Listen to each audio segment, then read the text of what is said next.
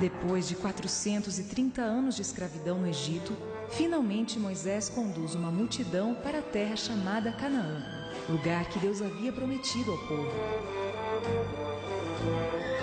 Deus desejava que seu povo aprendesse uma lição importante. Ele não apenas queria levá-los àquele lugar especial, mas também ensinar que o objetivo final da caminhada é a eternidade com Ele. Deus convidou Moisés para subir novamente ao Monte Sinai. Moisés permaneceu lá 40 dias e 40 noites e recebeu uma ordem. E me fareis um santuário, para que eu possa habitar no meio deles. O Senhor mandou construir um tabernáculo para habitar no meio do povo.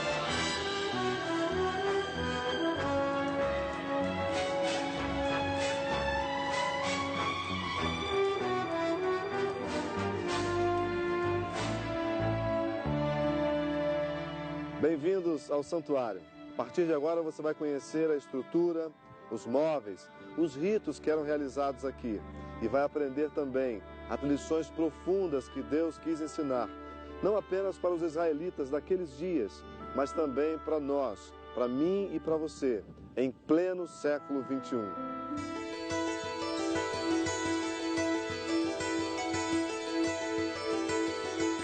Nos capítulos 25 a 27 de Êxodo, Deus fornece os detalhes com as medidas do tabernáculo e de cada móvel.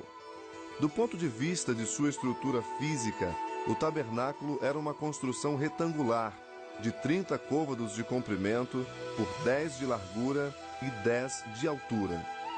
O sistema completo consistia em 3 zonas de santidade gradativa: pátio, lugar santo e santíssimo. Orientado num eixo longitudinal este-oeste, o santuário ficava de frente para o nascer do sol. Situado no centro do acampamento israelita, o tabernáculo gerava múltiplas implicações para os sacerdotes e o povo.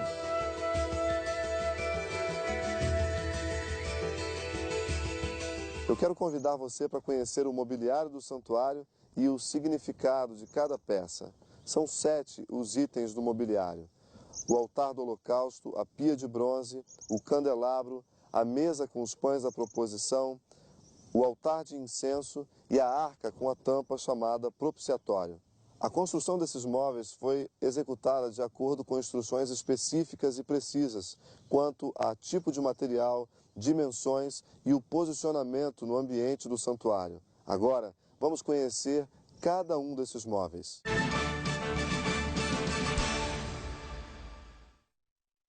Logo na entrada do pátio está o altar de holocaustos. Aqui, os animais eram mortos.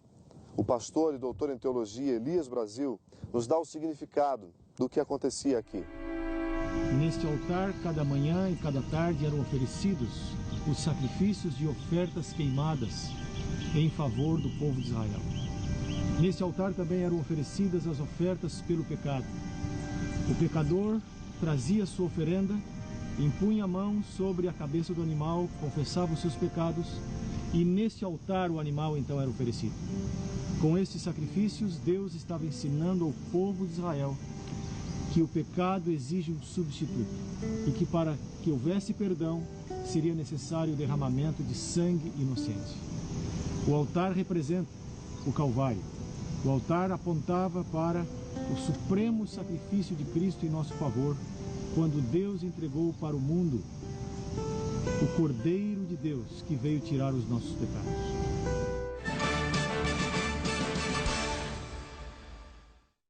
O segundo móvel é a pia de bronze. Situada à entrada do santuário, os sacerdotes deveriam lavar-se antes de ministrar os sagrados ritos. Ensinava-se-lhes com isto que Deus exige pureza dos que se aproximam dele para servi-lo. Do ponto de vista tipológico, a pia nos ensina a importância da santidade, a importância da pureza de todos aqueles que servimos e adoramos ao Senhor. Agora, eu quero convidar você a entrar no santuário.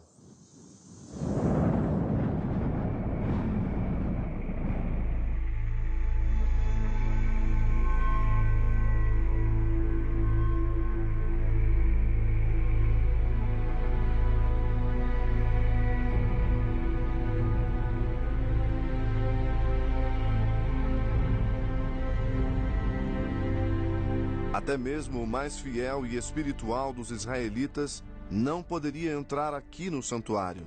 Isso só era feito através de um mediador e do sangue que este mediador apresentava como substituição pelos pecados cometidos. Era o sacerdote que fazia a ponte entre o Deus Santo e o pecador, ao exercer seu ministério sacerdotal, tanto dentro do tabernáculo onde Deus habitava, como no pátio, onde se encontravam os pecadores ofertantes.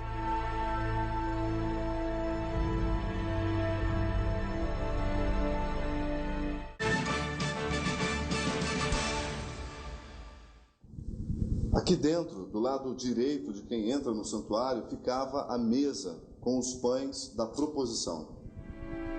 Era muito importante que os novos pães fossem trazidos e colocados à mesa antes que os velhos pães fossem removidos e dados aos sacerdotes. Jamais deveria faltar pão sobre a mesa. Estes eram os pães da presença e deveriam estar continuamente diante do Senhor, representando assim a constante, contínua e incessante provisão de Deus em favor das necessidades do seu povo. Nós podemos aplicar o simbolismo dos pães a Cristo como o pão da vida, o supremo provedor das necessidades físicas e espirituais de sua igreja.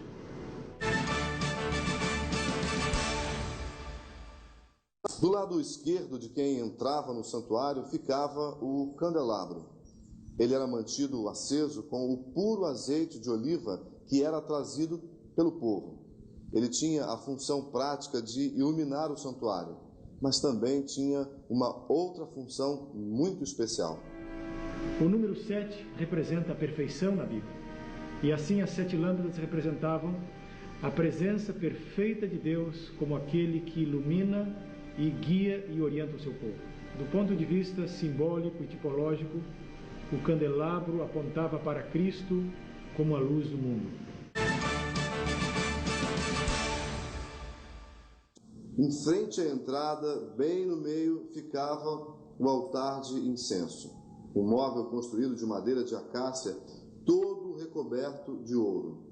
Um côvado de largura, um côvado de comprimento e 2 côvados de altura, quase 1 metro.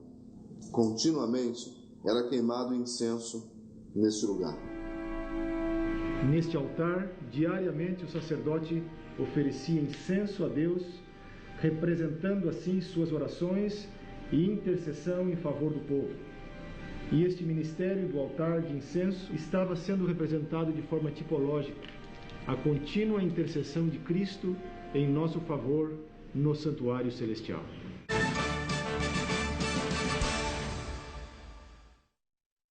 Este era o móvel mais importante do santuário israelita. Era aqui que a presença de Deus era vista pelo sumo sacerdote. Este móvel era feito de ouro puro, de ouro batido, com 2 côvados e meio de comprimento e 1 côvado e meio de largura. Havia 2 querubins, um em cada extremidade, que ficavam sobre uma tampa chamada propiciatória. Dentro da arca estavam as tábuas de pedra com os 10 mandamentos, a vara de Arão que floresceu e o vaso com o maná. Sobre a arca, em cima do propiciatório, estavam os 2 querubins que olham com reverência para a lei de Deus. Aqui na arca, Deus revelava a sua presença através da sua glória, através da Shekinah, e esta arca representava o trono de Deus no santuário celestial. Aqui eram realizadas as cerimônias de purificação do santuário uma vez ao ano, no dia da expiação. A arca representava a justiça de Deus e também a graça e a misericórdia de Deus.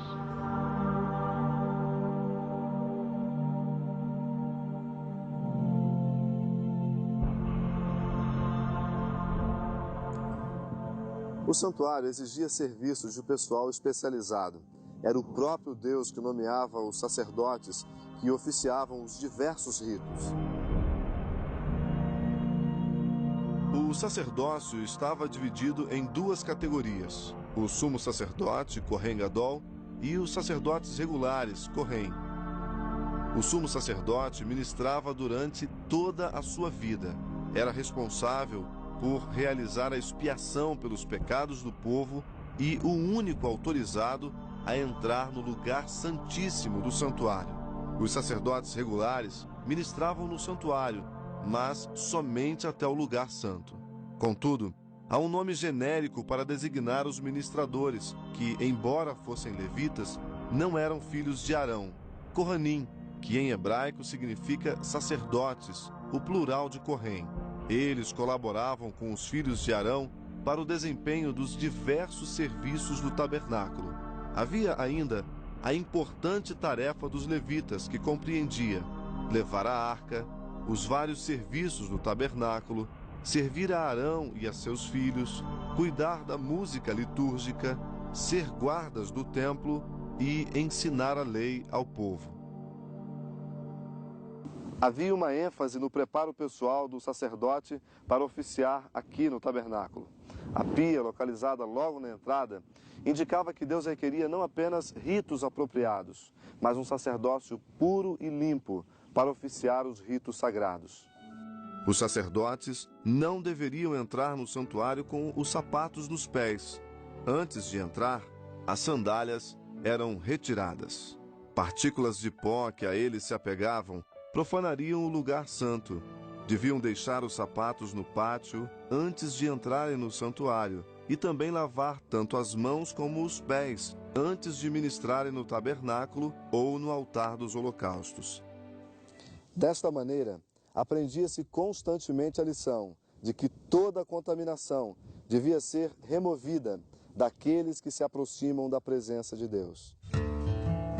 O ministério sacerdotal no santuário se realizava em uma fase diária e outra anual. Vamos conhecer agora cada uma delas.